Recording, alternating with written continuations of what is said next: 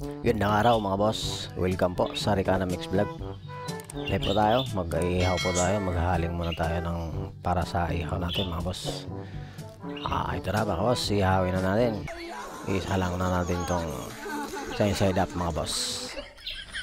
Isunod na naman natin itong hotdog mga boss.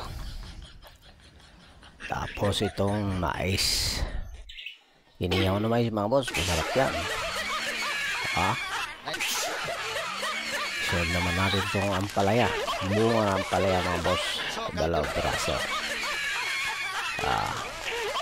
Diba mga boss. Tapos sunod naman natin itong tasty. Tasty mga boss.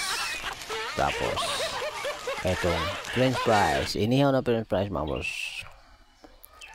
Isama naman natin itong sasakyan ng apo ko mga boss.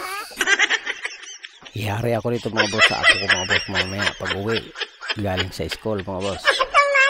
Magugulat yun.